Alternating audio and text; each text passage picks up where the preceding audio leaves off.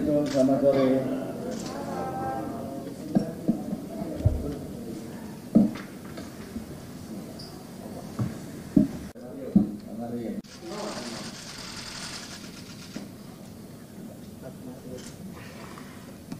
Assalamualaikum warahmatullahi wabarakatuh. Selamat sore teman-teman semuanya.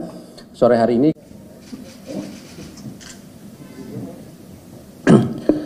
jadi ini tentu penyidikan baru dari pengembangan fakta-fakta perkara-perkara sebelumnya, dan penyidikan ini relatif masih baru ya, beberapa bulan yang lalu sekitar bulan September, dan kami juga belum umumkan kepada masyarakat mengenai ini. Jadi perkara ini terkait dengan penerimaan hadiah atau janji, jadi suap gitu ya, oleh penyelenggara negara atau mewakilinya terkait dengan pengurusan dana perimbangan pada APBN P 2017 dan APBN tahun 2018.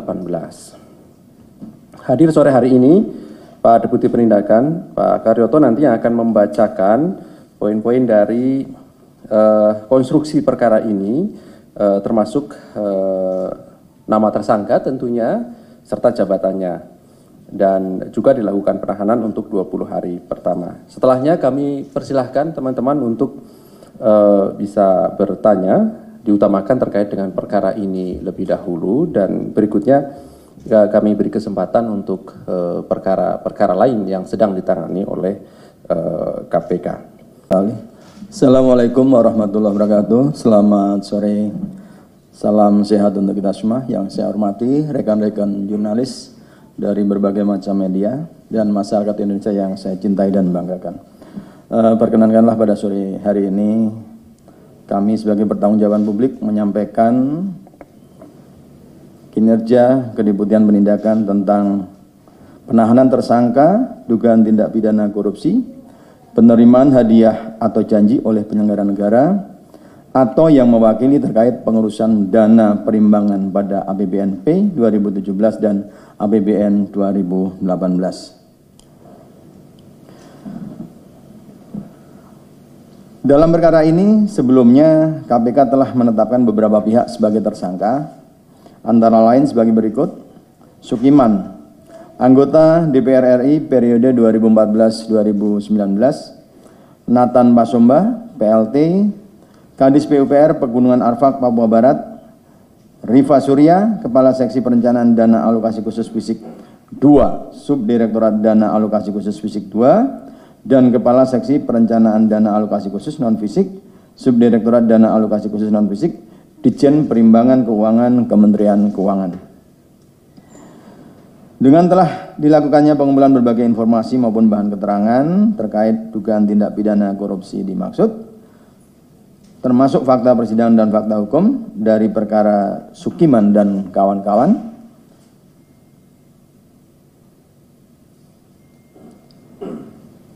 selanjutnya KPK melakukan penyelidikan dan menemukan bukti permulaan yang cukup sehingga KPK meningkatkan status perkara ini ke penyidikan dengan pengumuman tersangka sebagai berikut: SL, tenaga ahli DPR fraksi PAN dan saat ini menjabat Ketua Harian DPD PAN Subang. Untuk kebutuhan penyidikan, tim penyidik menahan tersangka SL selama 20 hari pertama, terhitung mulai tanggal 22 November 2022 sampai dengan 11 Desember 2022 di rutan KPK pada Kafling C1 Gedung ACLC. Konstruksi perkara diduga telah terjadi pada sekitar April 2017. Nathan Pasomba yang saat itu menjabat PLT Kadis PUPR Pegunungan Arfak, Papua Barat datang menemui Rifa Surya yang menjabat Kepala Seksi Perencanaan Dana Alokasi Khusus Fisik 2, Subdirektorat Dana Alokasi Khusus Fisik 2, dan Kepala Seksi Perencanaan Dana Alokasi Khusus Non-Fisik, Subdirektorat Dana Alokasi Khusus Non-Fisik, Ditjen Perimbangan Keuangan Kementerian Keuangan, dan meminta agar dibantu dan difasilitasi mendapatkan alokasi dana DAK APBN P 2017 untuk Kabupaten Pegunungan Arfak. Rifa Surya kemudian menyampaikan keinginan Nathan Pasomba pada tersangka SL selaku tenaga ahli DPR fraksi PAN agar bisa dipertemukan dengan Sukiman yang menjabat anggota Komisi 11 dari fraksi PAN sekaligus anggota Badan Anggaran DPR RI. Selanjutnya dilakukan pertemuan di Jakarta yang dihadiri Rifa Surya, tersangka SL dengan Nathan Pasumba, dan disepakati untuk dilakukan pengurusan dengan adanya pemberian sejumlah uang dengan persentase fee 9% dari nilai dana DAK APBNP 2017 yang nantinya akan cair. Meneruskan keinginan Nathan Pasumba tersebut, Rifa Surya dan tersangka SL menemui Sukiman di gedung DPR RI dan menyampaikan kesediaan Nathan Pasumba untuk memberikan sejumlah uang dengan memasukkan Kabupaten Pegunungan Arfak dalam daftar aspirasi DPR dan bisa diberikan alokasi dana maksimal. Dengan bantuan Sukiman, dana DAK untuk Kabupaten Pegunungan Arfak sebesar 49,9 miliar rupiah disetujui oleh Banggar DPR RI, dan hal ini diinformasikan tersangka SL dan Rifa Surya ke Nathan Pasumba. Karena pengurusan pertama berhasil, Nathan Pasumba kembali meminta Rifa Surya dan tersangka SL serta Sukiman agar dibantu dan difasilitasi kembali mendapatkan alokasi dana DAK APBN 2018 untuk Kabupaten Pegunungan Arfak. Kesepakatan besaran fee masih dengan persentase 9% dari nilai DAK APBN 2018 yang nantinya akan cair. Masih dengan cara yang sama, kemudian Rifa Surya dan tersangka SL menyampaikan pada Sukiman untuk bisa mengusulkan Kabupaten Pegunungan Arfak mendapatkan alokasi dana DAK APBN 2018 dan akhirnya mendapatkan persetujuan Banggar DPR RI sebesar 79 miliar rupiah. Bocoran informasi persetujuan anggaran tersebut disampaikan Rifa Surya dan tersangka SL pada Nathan Pasumba sebelum adanya pengumuman resmi dari Kementerian Keuangan. Terkait teknis penyerahan uang dari Nathan Pasumba ke Rifa Surya dan tersangka SL dilakukan melalui transfer rekening bank menggunakan rekening PT DIT yang kemudian diteruskan penyerahannya ke Sukiman dengan cara tunai dengan total sejumlah sekitar 2,6 miliar rupiah dan US dollar 22.000. Selain itu, Rifa Surya dan tersangka SL juga menerima uang terpisah dari yang diterima Sukiman dengan jumlah sekitar 800 juta rupiah.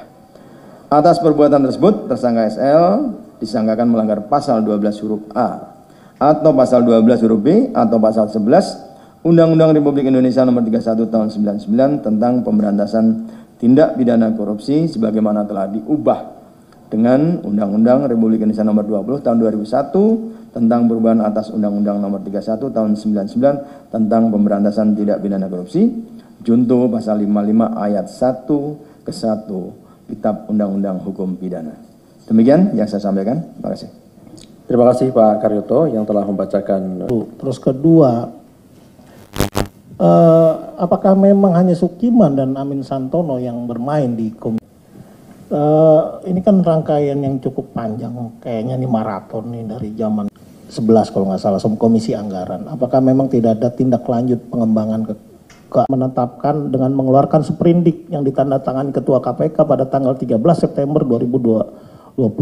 Ini agak apa sih kendalanya kok cukup lambat ya DAK ini ya. Ini kan setahu saya masih ada Balikpapan, masih ada menetapkan dengan mengeluarkan sprindik yang ditandatangani Ketua KPK pada tanggal 13 September 2022. Adanya perhubungan, dugaan suap. Karena nih semuanya ini dari 5-5-nya menang gitu loh. Ini kan ada semacam pra-peradilan berjamaah memenangkan 5 tersangka. Ini KPK melihat nggak sih hakim-hakim ini pada main gitu?